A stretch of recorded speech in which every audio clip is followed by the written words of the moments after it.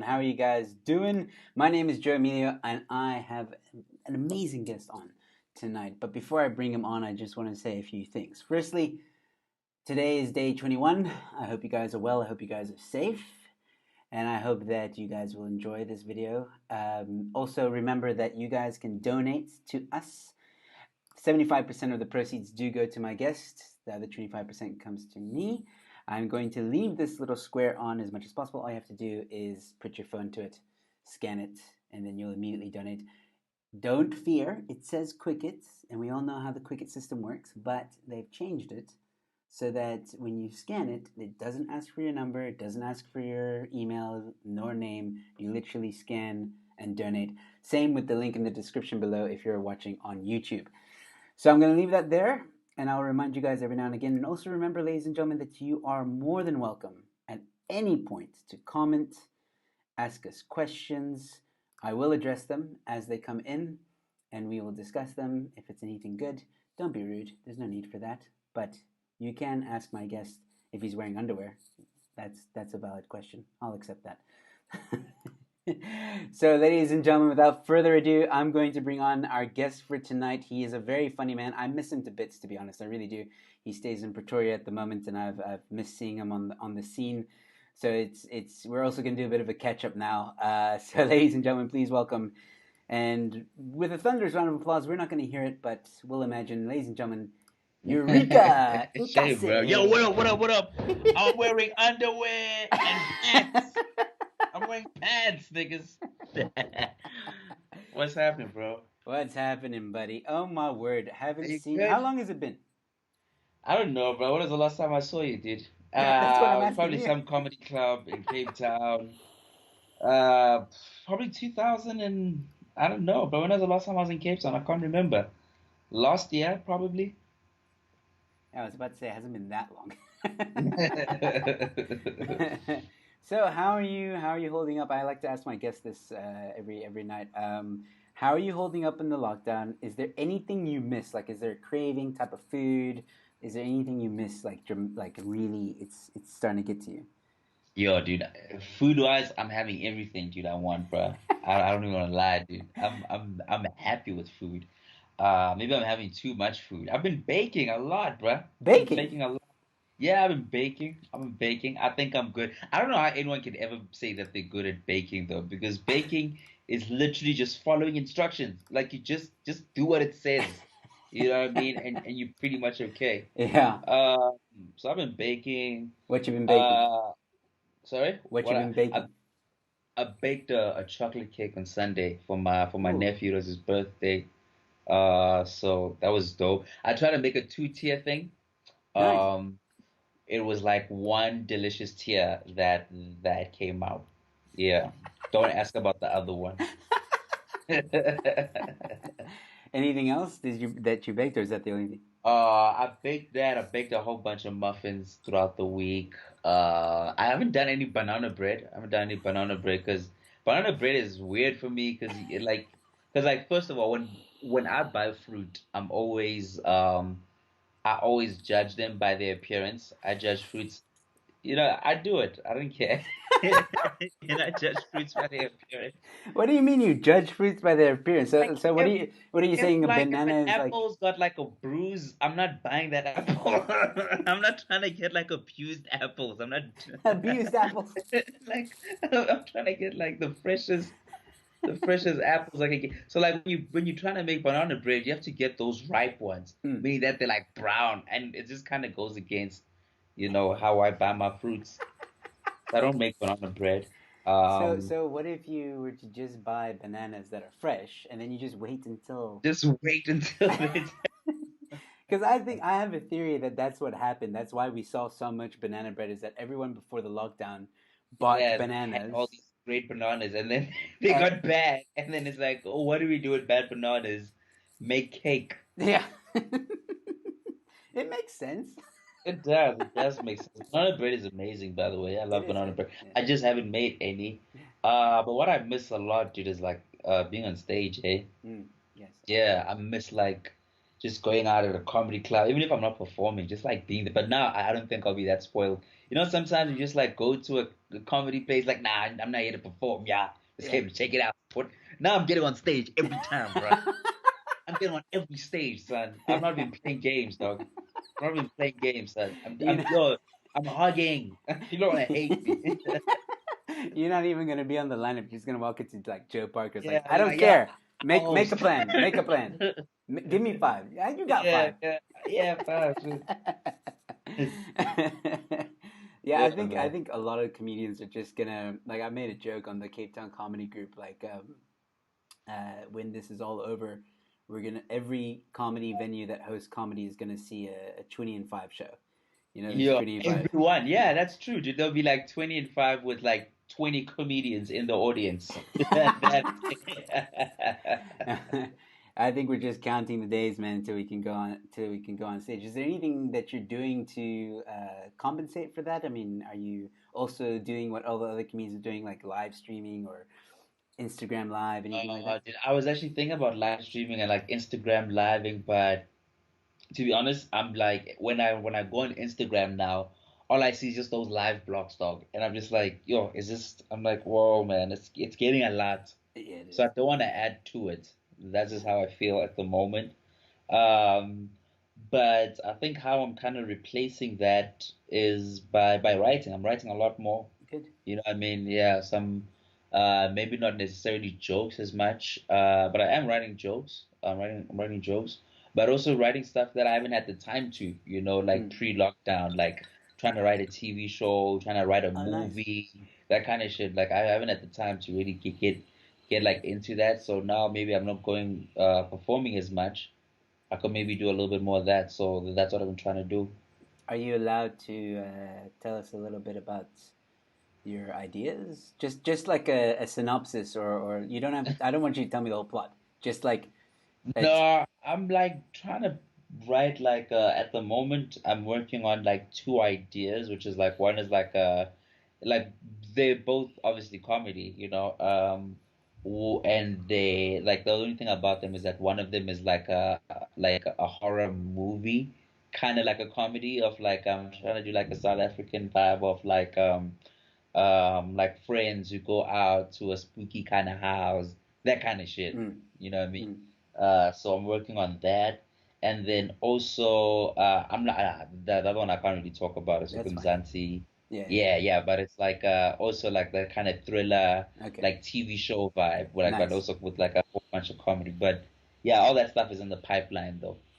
That's Yeah, probably fantastic. won't come out this year, maybe like next year or something like that. I don't know. That's fine. That's fine. I also had my one man show. I was gonna debut on TV this year, and then Corona happened. No, I can still debut on TV. Like, if it was live, then that would be an I or haven't you filmed would it. have to do it and Yeah, then go get on TV. yeah. Oh, It was yeah. supposed to be. I'm still trying to do a one man show like this year. Hey, like and see how that works out. I still want to do. I want to do Cape Town and Pretoria at least. Mm, You know, yeah. if I would do like, yeah, I would do. I'd love, dude. I'm just still writing it. Mm, I've been writing the show for like a year mm. and still don't really feel like it's ready, but I really think it'll be dope to have a show this year. So much has happened, bro. Yeah, exactly. I think we'll all have stories to tell. You know what I mean? It's such a yeah, it's such an iconic like moment in history. Do I think. you? Sorry. Do you live with anyone? Are you or do you live on your own? No, I live actually with my nephew and my niece, like with like my family, bro. Like my Okay. mom. Yeah, dude, it's like a full house out here. Well, that's good. I mean, I was just curious because I think for people who live completely on their own, like I would hate to Oh, not be with my wife right now, if that makes sense. oh, Because like I have that someone to talk is to. so sweet. That is so sweet. Is she watching this thing? Is that why you said that? She does. Blink twice if you need help, nigga. Tell me right now. You don't have to say. No. She does watch this later, so You gonna tell her like you're just gonna tell her like skip to this part. yeah, yeah. But yeah, I think it's especially hard on people who stay by themselves. Yeah, can you To imagine, dude? yeah, Yo, I could imagine. it's Ah, it's crazy. But let's dive a bit into your comedy here. So I like to get to know my guests behind the mic. You know, I want to get to know you, but I always like starting with the typical question of how long have you been doing comedy? And tell us the journey of how you got started. What made you want to even try doing it? If there was anybody that like egged you on to do it, and how was the first time on stage? Ooh, there's a lot of questions, nigga. Um, dude, I've been doing comedy. This year it's gonna be 10 years. Wow, fantastic. Yeah, so I started just after the World Cup, bro. I remember it was like the World Cup ended, and then the next week I was like, all right, let's go do some stand-up comedy. So it was like 10 years ago, and I think I don't know, but I think I started because of like I really liked watching. I think the first comedian I saw was Eddie Murphy. Mm, legend. Yeah, I watched like Eddie Murphy, but the guy who actually made me want to start was David Gow. I watched like I think it was like my sister's ex-boyfriend. This dude gave me David Gow's DVD. It was like I did these jokes first, and I don't know. It was the first time I've ever seen like a South African like on sort of like the same doing the same thing that's like Eddie Murphy and Chris Rock Mm. is doing. So it kind of made it super real for me. Like, damn, this thing is like you could actually do this thing. And then right about the same time, I started seeing that TV show that came out like. So you think you're funny? It was on SABC One. It was like what is that? It was like a Last Comic Standing kind of Mm-hmm. vibe. So I saw that. I was like, then I started seeing like more and more South Africans doing it, and I was like, damn, this is something that I can actually do. Yeah. Because already at the time I started writing. I used to write a lot of plays, man. Mm. With my friend, would be like this sort of like comedy duo together back in high school. And so I always just knew that that's something that I wanted to do after high school. So as soon as I got out of high school, I moved to Joburg, and then I started finding out like comedy venues and started doing comedy from there. Yeah, and the first time on stage was actually in Centurion. It was in Centurion, like Kiriboni. I don't know if you know Kiriboni. Kiriboni Molaudzi. Used to do shows there. This place called was like a jazz club, beautiful place, called Bambata Avenue. And the first time I went on stage, dude, it was like so. So the thing is, I went there the week before, and it was packed. It was packed, bro. And I saw Kiriboni was hosting there, and then Chris Mapani went on, and he killed, dude. I was convinced that this guy's the best comedian I'd ever seen in my life, bro. Like it was something like every comedian there was amazing because like live comedy is like that. Because every time I'd seen comedy was like on TV, but my first experience like live, it was insane, dude. So I saw it that night, and I was like, dude, next week I have to come. I asked Kiriboni. He gave me a spot. I came through the next week, came through with my family, my friends. There's a lot of us that were there. And then the only issue was that there were like no one came to the show the next week. It wasn't the same. It wasn't the same as last week. Like last week was packed. It was amazing, like the best show ever. And then the following week, the only people that are there are my family. I could have done that shit at home. So I get there. Thank God I was there. Because like as an open mic, thank God I was there because there was not gonna be a show because there was no ways. There was no one there, dude. So Trevor Goombi was hosting, and yeah, and then I was the first one to go on stage, and man, it was the most horrible thing I've ever done in my life. It was awful, bro. I died so hard. Like I don't know, and it was like it was only my family and only my friends, and like, and the worst thing about like everyone else had a great night, and I was like, I brought this audience there, and it seems like they hated me the most. So, yeah, I proper ate it the first time. I ate it hard, and Ronnie Morimula was there. I think Jazz Buddha was there as well. They killed. But then I think what helped is that those guys it really motivated me. I don't know, they didn't like they really gave me a lot of words of encouragement that night, and and then I also like really followed their advice. You know what I mean? I really worked on it, and then the next time I went there, it was like actually my second gig. The second time I went there, I didn't even tell my family, dude. I kept quiet. I was like, fuck it, I'm going alone, and it sucked because the same thing happened. I was there, but then this time it was a packed night. It was a full house again. Hmm. Dude, let me tell you, I got a standing ovation that Nice. night, and like none of my family was there. Like none of my friends. Like no one could, no one could verify this shit. You know what I mean? But I think from that night I was hooked for sure. I Mm. was hooked. Yeah. I think maybe your family, you shouldn't bring them to shows. It's just like yeah, that's what I thought. It's like you know what? Now I'm just always gonna perform like by myself. Yeah, I'm not bringing any. I don't share posters as much. Yeah, I actually don't. I actually don't do that. I don't tell. They were like, you never tell us when you perform. I'm like, yeah, Because there's you a don't reason. like me. Oh, y'all hate me. You made it clear the first time. Oh man, that's hilarious. Um, but it's cool. You. One thing that I always tell young comics is like, don't give up the first time you try. I mean, like, I Uh, sucked the first time I ever did comedy. I sucked terribly, but you got to go back at it. You got to train yourself. You got to practice. And mm. look at you now, man.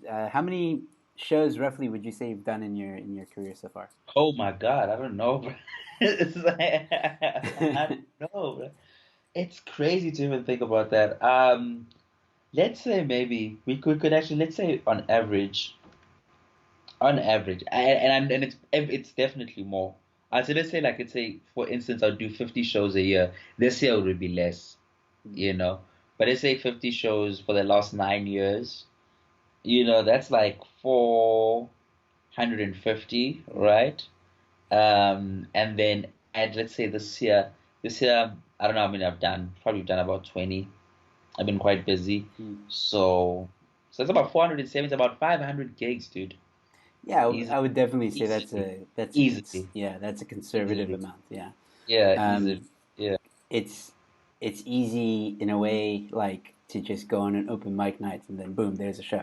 yeah. Um, Imagine like how many shows I did when I was in Cape Town. I think that was like the most gigs I've ever done. Like in that, I don't know. I think I was there for like what 3, 4 years.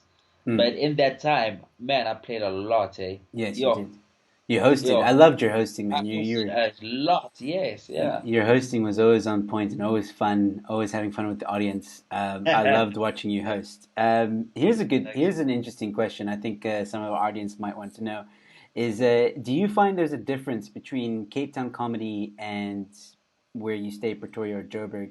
And what I mean by that is both audience and maybe the style.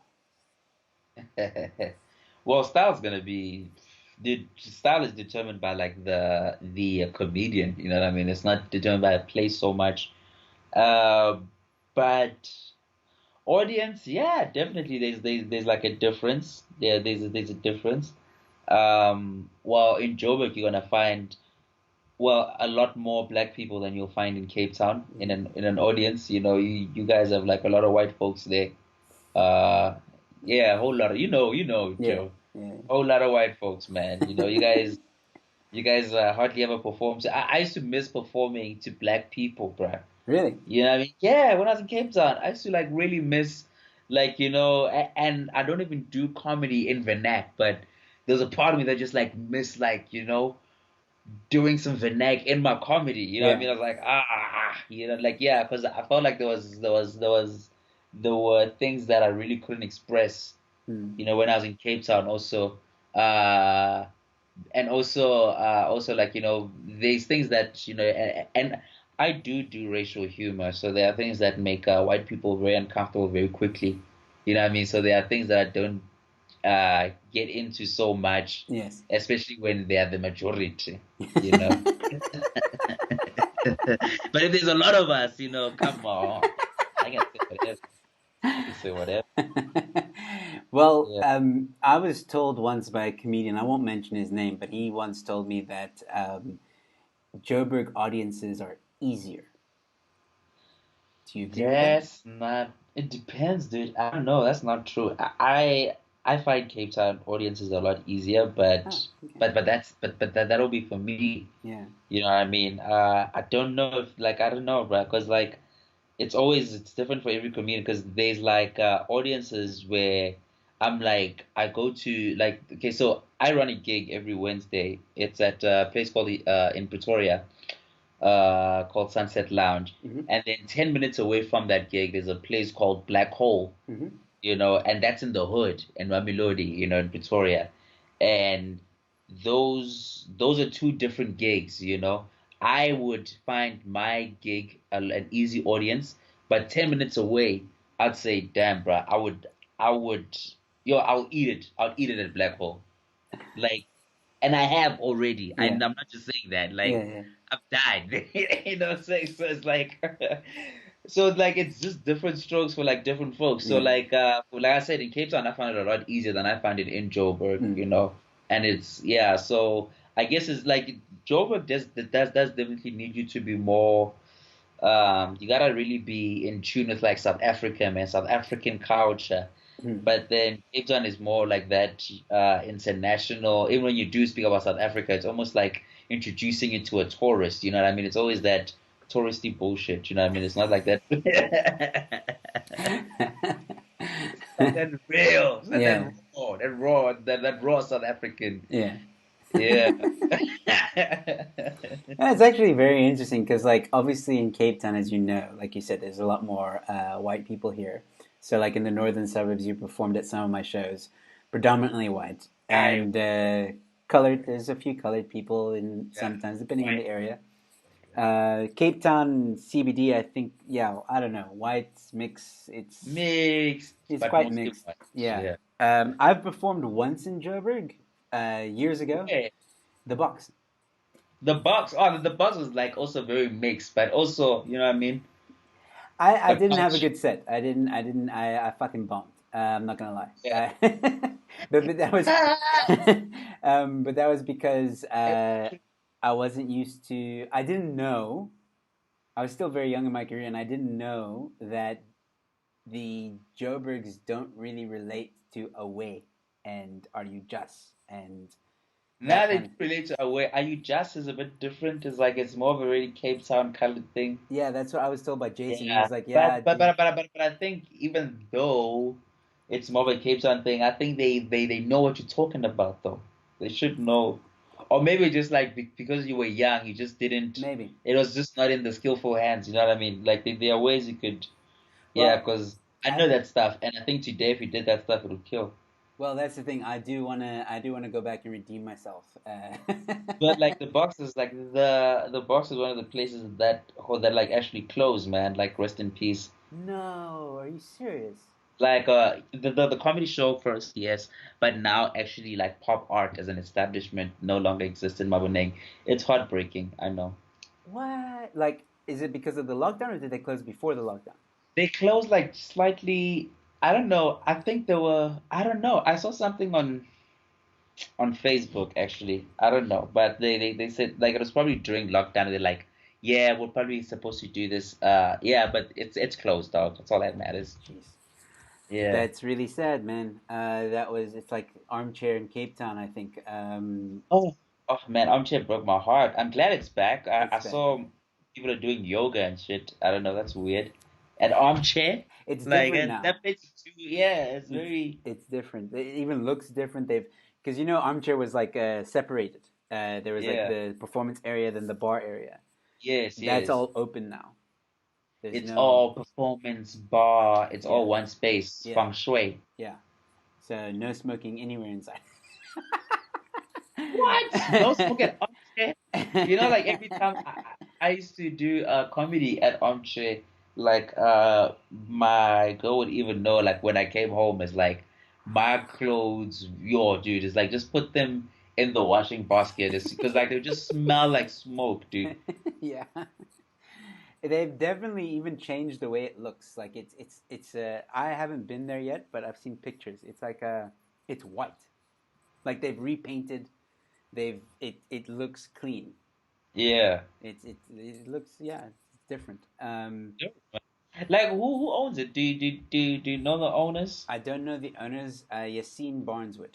You need to speak to him. Oh, okay. He All runs right, the cool. he runs I the thought company. I thought it was someone like well known or something. But yeah, that's back and that's cool. Well, hopefully it stays back. after all this is done. Yeah, no, it will be back. Like Obs is like gonna be those places where I think it's still gonna be alive, but that place is stays gonna stay alive. Hey, but it's dangerous, eh? Because there's a lot of foreigners. I mean, not like foreigners, like just tourists, people that like, travel a lot. Hey, I don't want to sound like xenophobic and stuff. Just like a lot of travelers. There's a lot of travelers, people who use planes and stuff, who come from places where there might have been corona. Yeah. So, That's also true. That's very true. But it's also students, yeah, mainly students, I think, usually. yeah, Um, yeah. but yeah, like okay, so you think okay, so there's not a lot of difference between the audiences in both the cities, which I mean is the No. same here. Depending on where you go, you're gonna have a good night or a bad night. Depends on you as a comic if the audience likes you or not. So it's pretty much the same no matter where you go, which is cool. Good for me to know because now Mm. you have no idea, dude. Flip, I can't go back now. I, okay, well, Yeah, but like there's like a whole bunch of gigs. You could do like Marvel Comedy Club. yes, I do wanna In go in there. Marvel. Whew, yeah, I could do that. Uh, well, I actually don't know. Like, yeah, dude. Yeah, I Parkers will do. definitely come back strong. I'm sure Yes. after the lockdown, there's always people at Parkers. There'll always be people at Parkers. Touch wood. And then. I don't know, man. You could always come to my gig in Pretoria. There you go. I'll Come do do it. that. Come do that. It's quite a welcoming joint. You could have a lot of fun. Yeah. Pius has actually come through. Pius has come through. Nice. Um, yeah, there's actually quite a few gigs, and I think after the lockdown, people are gonna be more aggressive. I think it's gonna depend on the comedians, in terms of like how like comedy grows after like after the lockdown. It's like Mm. how are we putting out the shows, the quality of shows that we're putting out. We really have to like really give people like great value for money now even more. Mm. Yeah, You absolutely. know, yeah. I think I'm definitely down to come and check out the Joburg scene. I've been wanting to for a very long time. I mean, there's Melville Comedy Club. There's Joe Parker Comedy and Jive, I think he calls Jokers. it. Jokers, Yeah. yeah. And then is Wackhead Simpson still? Is that still there? Nah, I haven't heard about that for a while.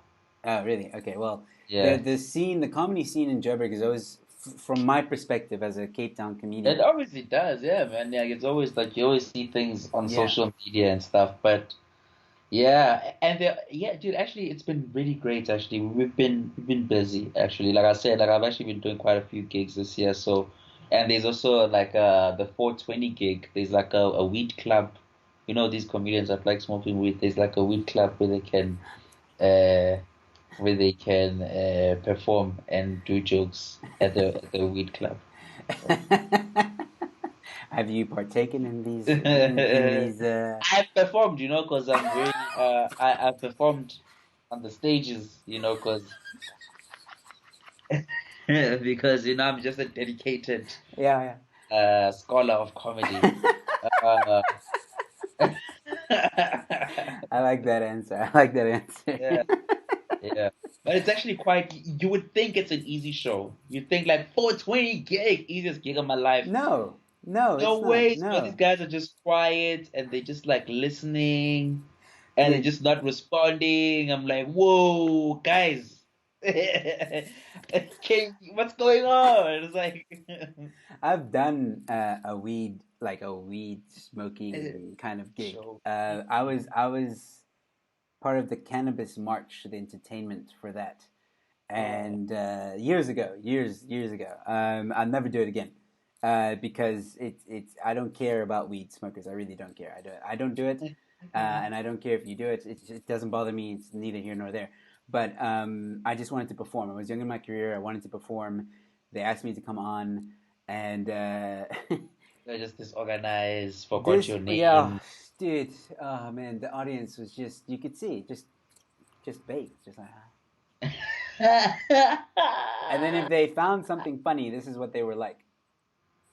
That's Uh, it. That's all you got. And I was like, Hey okay, man, never do yeah, it. so like I've done that show actually a few times now, and I know, Jorge, don't expect them to laugh. Don't just do your thing, bro. And then Yeah. do they still come to you after the show though, and they're like, Like, "Oh, yo, dude, dude, it you was were like funny, amazing, man." bruise. This guy, like, laugh next time, mother. Oh man. So you got started 10 years ago. You've been doing comedy for 10 years. You mentioned Eddie Murphy, Chris Rock, and David Cow as Yeah. inspirations to you doing comedy. Tell us the best gig you've ever done so far in your career. Where and why? Mm. Man, oh man. What was the best gig I've ever done in my career? Wow, man. I don't know. You know what, dude? There's like a gig that like always when I always think of like when I try to channel like the best feeling I've ever had, there was like two. It was actually not even like big shows at all. Mm. There was one gig which I did. There was a gig that we used to run in Melville. I think it was like maybe 2014 or something like that, 15, somewhere there, like 5 years ago. But me and Gavin used to run this gig in Melville called Lighthouse, you know. I remember that. And I think it was after. So that year I did the National Arts Festival for the first time. I did my first one man show.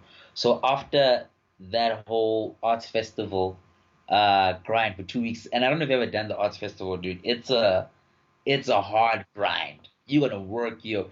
Dude, it's like it's like boot camp, comedy boot camp. You have to work your ass off and you on stage all the time, you know. So after that whole 2 weeks, dude, of like being cold in Grahamstown. And you know, black people don't like the cold, but I was cold. You know, I was doing shows at night. No one was there. It was like miserable. It was like I had a miserable Grahamstown. You know what I'm saying? And then just coming back home, bruh. I think it was probably we just came back home. It was a Monday. We got back to Malvo, Lighthouse, and me and the boys, we went on stage, man. And I think that for me was like honestly like one of the best gigs I've had. I had so much fun, and the audience was so receptive. I don't know. It just felt like I was just welcomed, bruh. It just felt good to be back home. I remember it was like after going away for a while, and then you come back home and your mom left you some food. Yeah, and that this is like how that felt. You know what I mean? So I always remember that gig. Uh, and then I think it would be like I think the first time, even though I'm not really happy per se with my performance that night, but I think the first time I did Blacks Only, to have David Cow call me as someone who like inspired me to do this thing. It was like almost Yeah. like a very full circle moment, just to share a stage with that guy and like grab the microphone from him. It was like too much for me. Yeah, I mean, it's still like it still is when I think about it, actually. That's awesome, man. Like to, yeah, to have your idol, someone you look up to, someone Yeah, that man. like the guy that put it that basically gave you the inspiration to My go on life, the stage. right? Yeah, Because it's my life now, you know what I'm saying? So, I get it, yeah. man. I felt that way when I saw Dave Chappelle live. I was just Oh, like, tell me about it. How was yeah, it, man? How was it? I missed it, dude. it was special for me, especially. I mean, he was the first comedian I ever listened to. Like, I age 13, Do my friend you was remember the listening to. joke you heard for the first time? I think it was his weed joke. The one where he says, where the cop says, "Sprinkle some weed on him," and then Oh let's yeah, get out yeah, of yeah. here. Let's put some crack on him. Yeah, Yeah, yeah. just bring some crack on. It was definitely that special that I was listening to. Maybe not that exact joke, What is but that called again? I can't remember what it was called. But it's the one where he's wearing like I think it's a Killing them blue. softly. Killing them Yes, softly. killing them softly. That's the one. With DMX, ding, ding. Yeah, I remember that one. Y'all Um, gonna make me lose my my mind. I remember mind. that special.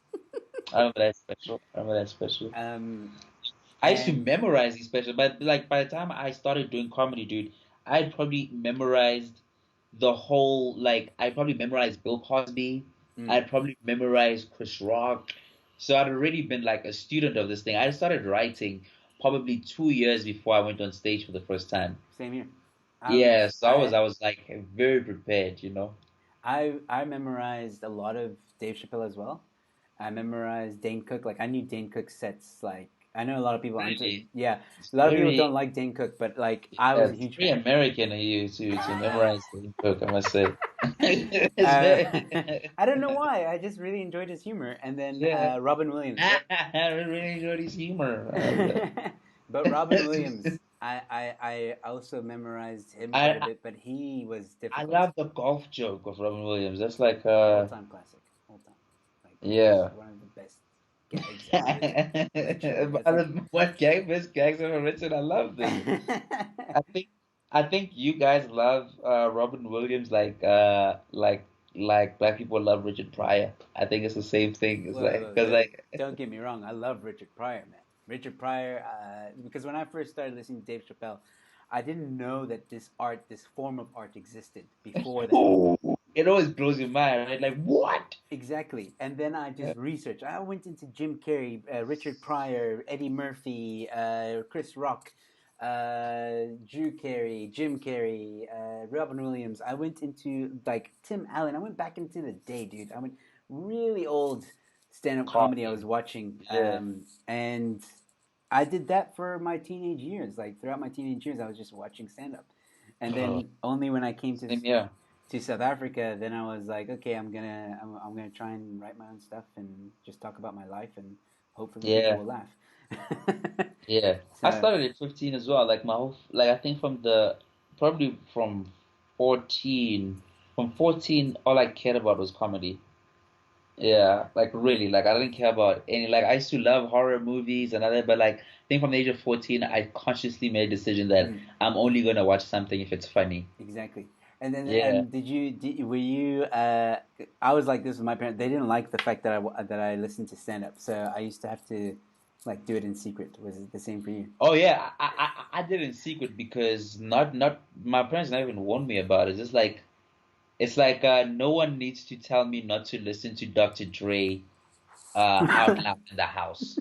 You know what I'm saying? It's like no. So as That's soon as true. I heard that Eddie Murphy, I was like, "Holy shit! No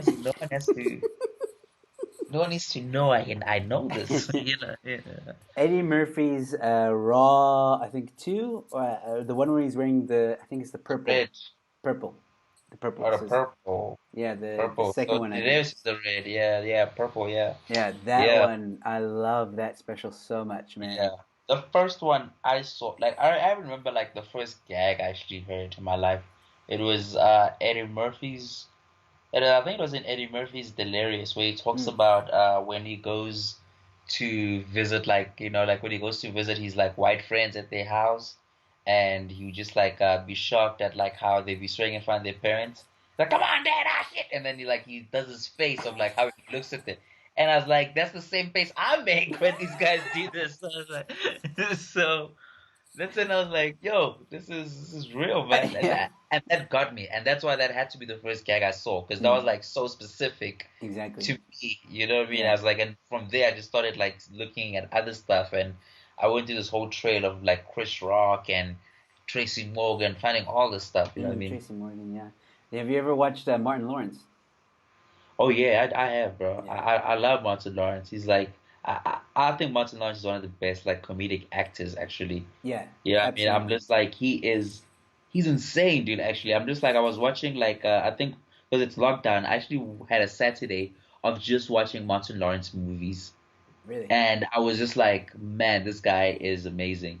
he Yeah, is. all the way up to Bad Boys, the third one. I don't know what the fuck it is. Yeah, Bad Boys for Life or Yeah. something. Yeah, I love all of Martin Lawrence's movies. Even that Black Knight. This is like way yeah. back. This is like '90s Yeah, one. I remember Black Knight Black actually. It's Knight. actually very funny. It's actually very It's funny. extremely And funny. Blue Um, Streak with Dave Chappelle. Have you seen Blue Streak? yes. Yeah, man, I Blue love Streak that is like movie. my favorite. Blue Streak is Yeah. my favorite What actually. if it was such a good premise? Like, I'm sure it was a gag of Yeah, his at one point. Like, yeah. And I was watching. There's also one where it's like with this guy with anger management. I forgot what it's called. Like another cop movie. He's so good at cop movies. He's uh, like, I what is know it the one you're called? talking about. I know the one you're talking about. I Oh got the man. internet here right in front of me. Eddie Murphy's movies are also brilliant, man. I mean, like some of them are hit and miss, but most of them, the majority are good. Yeah, The majority are really good. yeah, Um, I definitely watch. I definitely like watching those guys. And then who else, man? Like, oh, it's just so many, so many. I was listening to everyone. I was listening to George Lopez. I was listening to Pablo Francesco. I was listening National to. security. That's the one. Yes, national security. National security. Um, I love the internet, dude. Sometimes it makes us. Sometimes I like. I ask a question and I just feel bad. I'm like, I could easily Google this, but geez, let me just ask it anyways. Yeah, I could like it's such a, yeah. Anytime I ask my wife a question, she's like, "Just Google." Like, Like, oh, why are you let's asking try. Let's try remember. me? All right, so I'm gonna ask you now the opposite of what I asked you. The worst experience at a gig. Oh my God. Worst experience. Worst experience. Worst experience is probably the last time you die. It's probably like because nothing ever hurts more than the last time you die. But it's probably I can't remember now. Let me think about the worst when I felt bad. Oh, must have been some night at Kitchener's. Um, yeah, there's a few nights at Kitchener's that were terrible. Um, Terrible. Worst. It was probably my last day at the National Arts Festival. Really? Oh man, yeah, it was probably the last because the last show was like it was one of those shows like I can't believe I'm doing this show, man. It's the last day. People are leaving. No one cares. No tickets are sold. Like there's like probably three or four, and I'm just like, damn it. Now I'm like I'm comping out the show. People don't care. They're at the back, and it was just like it was just like the most painful hour I've done. Imagine that. Yeah, I think the worst shows that have to be one of the worst. Yeah, it has to be that one. I don't think I've had a worse hour.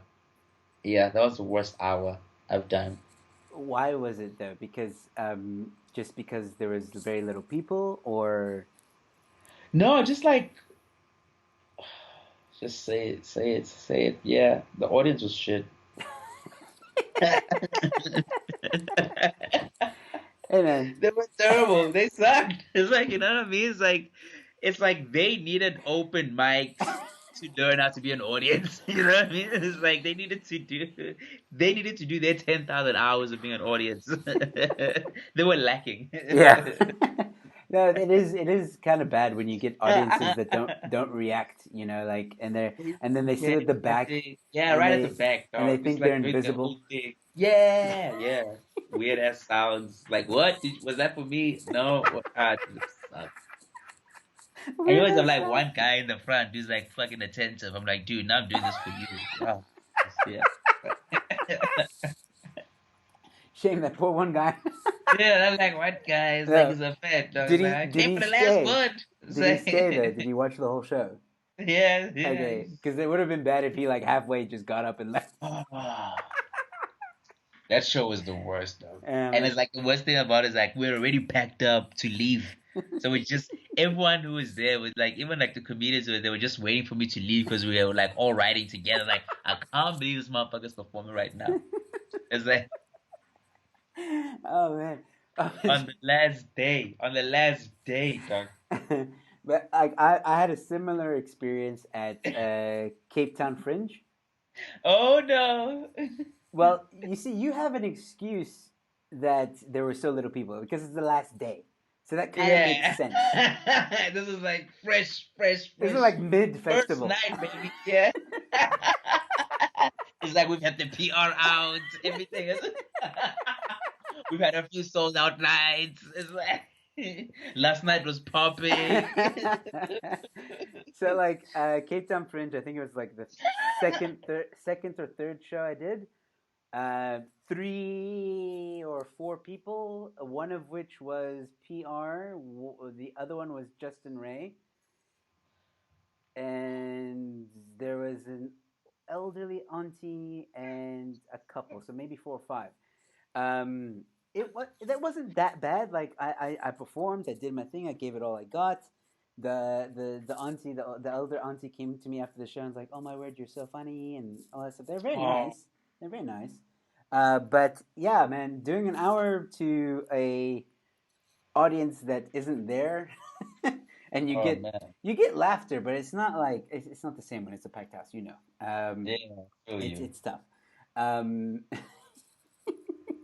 But Cape Town Fringe wasn't that bad. My last show there Yeah. was at a German club, and that was nice. The German club went Oh, well. okay. Yeah, that's Um, cool. But I think like my second show though at the arts festival was actually pretty cool, I must say. I remember it was actually I thought it was actually oh, uh it was it was a is that cool? What's happening? Can you we're having a bit of an internet problem. Hold on one second. Are you just saying? Yeah, can you hear me? Is that better? Yeah, I think we're back. All right, cool. Sorry Cool. about that, man. No, it's Yeah, just some so I moments. remember like it was the second night. It was the second night. It was my latest show at 10 p.m., bruh. 10 p.m. and it's 10. cold in Grahamstown. 10 p.m., bruh. 10 p.m. Last show of the night, and there was a whopping four people there. But but that was my favorite show of the festival. Yeah. Like it actually was like the longest. All my shows are like an hour, but then this one was like even like an hour 15, 16. You know what I mean? Because that's just like how much fun I was having. I was like really going into the stories a lot more. I Mm. was like mad comfortable. You know what I mean? I think Yeah. there's something about like when your dreams have been shattered, you know, that makes you just go all the way. Yeah. It's like We're here now. like I'm Why not? It yeah, can't get any you know what worse. I'm saying? I'm gonna say whatever the fuck I want to say now. Yeah, man, she a job. It's like fucking, bro. Like shit. I've had that moment. I had Yeah. that moment literally a normal gig that we were organizing years ago in Somerset Yeah. West. Two people, a whopping two people. I performed literally for two people, and they were the best. They were the best two people. No, I shit They you had not. their 10,000 hours. They were great. They were They were great, like man. on the ball. I actually ended up walking right up to their table because they, of course, two people. This is like a big venue, so like it can seat about 80 people, so it's quite a big. And they sit right in the middle, so there's a distance from the stage. So I was like, you know what? I'm gonna walk right up to your table and I'm gonna perform for you, and it worked out. It was great. We, for those of you that are watching, we, yeah, comedians do. We've seen some stuff. We we've didn't see. Yeah. we've been to some It's places. weird. I remember someone was asking me like, "What's like my fear? Like, are you scared of like going on stage?" I'm like, comedy will teach you, bro. It's like everything that I'm like literally afraid of will happen. Then you just get used to just like living, like just doing stuff, even if you're scared. Yeah, You know what I mean? It's like you just get so used to doing that because like your worst nightmares will happen, mm, and you just have to like, yo, what happens if they boo you? Well, you're just gonna perform. It's like you're just exactly. gonna get heckled. You're just gonna get booed. You're just gonna have. What if no one comes up? And just like you just no one comes up, and you know what I mean? It's like every worst case scenario I think I felt so far. Yeah, except like someone throwing a bottle at me or some weird thing like that. I don't Um, think I pissed people that much. Yeah. yeah, I mean, you gotta. I've seen audiences get mad at comics at my shows. Yeah, I've I've I've seen seen that, that. I've seen that. but Yeah. it's never happened to me personally. No, no, no, that happened to me. Nah, nah, nah. Maybe I should be a little bit more controversial. It looks like fun. Do you wanna like, yeah? Do you wanna put that in your bio? Do you wanna put that? Joe Meter is controversial. Yeah, I had a pizza thrown at me. yeah. A good Pepperoni. pizza dodger, you know. Yeah. um, cool. So I also wanted to talk about your brand. I see it on your shirt there. Let's talk a bit about it. The Cuck Talk, right? Oh, the tech talks. Yeah, man. Yeah. Tell us about it. Uh, How it got started? What is it? What do you do? Stuff like that. it was just like literally, dude. I think I was I don't know. It was just like an idea for like an event. To be honest, I don't know if you remember in Cape Town, I used to do the shows. It was just an idea. I was like, damn, wouldn't it be cool to like have cup talks, like sort of like TED talks, but you just talk shit, you know? And it was like it felt like a funny idea to do. So I just love to like I think it's why I do comedy, man. I just love to think of stuff and make it happen. I think that's what I like to do. So I thought of that, And I was like, damn, let me make the event happen. And then the event was like crazy success. Like I couldn't believe it. It was insane, dude. Like, cause like in Cape Town, we struggled so much to get audiences. Yeah. But this was the one show which I did, and most of them were like pretty much sold out, Nice. of those shows. And I thought like, damn, this is actually, I might have something going on here. So I invested into it a lot more, you know what I mean? And I recorded the show. So I'm looking at having the stuff live online, and also just have people also be able to like book the show like for corporate events. Nice. You can book, you can have a cup talk, Mm. you can host a cup talk at your company, that kind of vibe. And then also the future of it is also want to write like a joke, man. Cup talks like a book of jokes. Yeah. So Nice. yeah. Yeah, So so that's basically what it is. But so yeah, it's gonna, yeah, so there's like a whole bunch of avenues, but really it's just something that I just thought of while idling. and does is it like a normal show where you have a lineup of comedians and they riff, improv? Yeah, yeah, yeah, there is. It's like it's sort of like it's pretty much um I'll actually put out some videos, which is something I've been meaning to do. But it's pretty much like a normal show, but then it's almost like set up like like a TED Talk kind of Mm. vibe, and like even the way I host it, like I kind of mock, like how TED Talks are, Hmm. sort of like the seriousness and whatever. But we're really just talking cack, That's you awesome. know. Yeah, bro. Yeah, I can't believe I haven't. Oh, damn. Yeah, like I mean, after this Corona vibe is done, I can't believe I haven't had you one. I haven't had you do one It's all while I right. was there. Yeah, I actually haven't done it in Joburg ever since I've been here. Yeah. But it's something that was like really cool in Cape Town. So I'm thinking of like maybe bring it back, dog. It was You really must. cool because like every time I wear the t-shirts, people want to get it. So I've been selling the t-shirts, so people are buying t-shirts for cut talks, Here, from me at comedy shows and that kind of vibe. Yeah, but that's really it. here's an idea. Look, you don't. Obviously, I'm just spitballing here, but why don't you just bring that online? That's different. Cut talks, yeah. Yeah, yeah, for sure, dude. I think yeah, there's definitely opportunity for that. Mm. Yeah, something that my people will be looking into. Cool, man. I got I people. Yeah. I think it would be cool because again, like at least your brand can still get some exposure during this time, Yeah. and Feel you. also the you can still bring that TED Talk element to it online. Yeah, like 'cause there's a whole bunch of TED Talks online, so it Yeah, could like live like that. Yeah, and yeah. then Damn, like you always think every time. You know what I thought like before we started? I was like, damn, should I go pee before we started this thing? Then I'm thinking like, damn, I should have peed. Yeah. An hour in, I'm like, maybe I should have peed that time.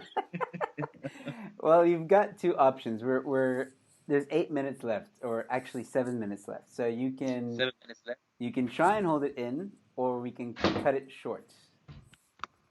Let's cut it short, my nigga. I'm dying. I've been walking around. You guys probably think like I'm like doing like remember like Ray Charles in the movie? Jamie Foxx like, hey man. All I'm trying to say is I feel like Ray Charles right now. I've been moving around. I'm just people think like this guy's hyper as fuck. No, I just really need to be what's going on. Maybe you could call this episode that, like, yeah. Sit down and lock down. Literally lockdown. With Eureka trying to pee. All Uh Sit down right. and lock down was a pretty cool name, but it sounds like a wrestling thing. Yeah, sit down and lock down. On the recorder. It's like it sounds like a Hell in a Cell match. Like sit down and lock down. Oh my god. JR. Yo, but I used to love wrestling. You know what I never got about wrestling is like why did they never with all the like it's grown so much. Have you seen how like WWE it's grown so much, but like even all that growth, those guys never built a storeroom. You know what I mean? They never like you can still find ladders and hammers under the stage. Like motherfuckers built the storeroom, dog. Like put the why is this thing still under the stage 20 years later? They got like dustbins under like I don't get it. Also, like the stuff that comes from underneath the ring doesn't make sense. I mean, some of it does. Like a chair kind of makes sense. A table kind of makes sense. A bin, I don't know. And also, what a kendo stick? Why would that be under a ring? Why? Why you Yeah, don't need that? put that I'm sure you can put that somewhere, bruh. That doesn't. It's never made sense to Yeah. me. Anyway, Sit I down like that. Sit down and like that. Look, I will sign you off. I usually give the guests a moment to give their final thoughts, so you can do that really quickly. And then, Let's do some final thought. Let's do everything. Let's do everything. Don't okay, worry. cool. Yeah, it's like how much? Like 5 minutes left. Come Yeah, on. Like five what? minutes. 5 minutes on the dot now. Like 4 minutes or something now. Yeah. Okay. Yeah. Let's go. Let's go. Yeah. All right. So we spoke about your worst experience. We've spoken about your best experience. We've spoken about a lot of things actually. There's really nothing else to talk about. Oh, No, I'm okay. kidding. Shit, nigga. Let me go pee. No, I'm kidding. Um, do you have when you organize? Well, we're talking about cock talk, so let's. I would really like to see that come online, and if you do, use your old footage. Do me a favor, WhatsApp me the link to whatever it is, whether it's on Facebook or YouTube or whatever, Yeah. Yeah. and I will add it to the description of this YouTube video so that if people watch this in the future, they can go check it out. So at least that will help you as well. Um, other than that, dude, like Go pee. yeah, like I'll give you. Nigga. Do you have any final thoughts for our audience, for the people that are watching? Just Love like, yourselves. Love each other. Like pee before important meetings. That's very important. Don't hold it in. Come on. Uh, but honestly, man, just take care of each other, bro. Stay home. Stay home. Save lives. mm, And check on people. mm. Check on people. Yeah, that's important. All right. Well, Yeah. please stay. Well, you can go pee, but you can. I'll stay on the line to All right, give peace out, back. man. I Yeah. love you, bro. Cheers, Cheers. man. I love y'all. Cheers, buddy. All right, ladies.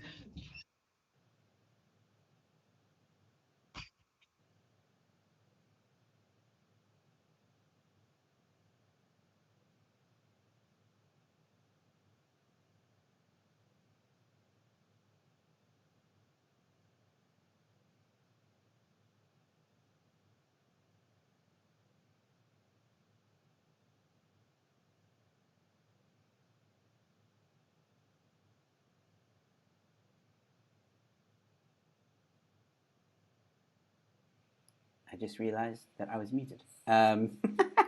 What I was saying was, please remember to donate, ladies and gentlemen. That is going to be those. The donation box is going to be online until tomorrow, 17th of April at 11:30. Thank you so much for tuning in, those of you who did. Also, remember, ladies and gentlemen, that I will be here pretty much almost every night. Sunday nights I won't. Sunday I'm taking a bit of a break. But I just quickly want to tell you guys that tomorrow I'm going to have three comedians on the show. They're very, very funny guys. At 8 p.m., come check them out. I also have at 1 p.m. Martin Davis, who is a comedian who's been in the industry for more than 30 years. It's crazy. Come check him out. And I'm also having Rob and Fearon on Monday.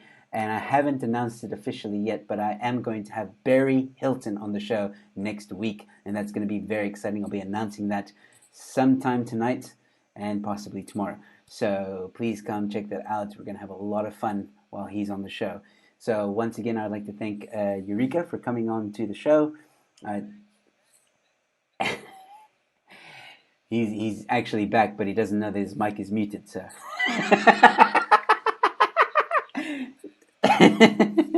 So, ladies and gentlemen, thank you guys so much for tuning. Please comment, please share, please don't forget to donate. Please, 75% does go to my guest. So, if you have a bit of extra cash, please be kind. And I'll see you here tomorrow, 1 p.m. for Martin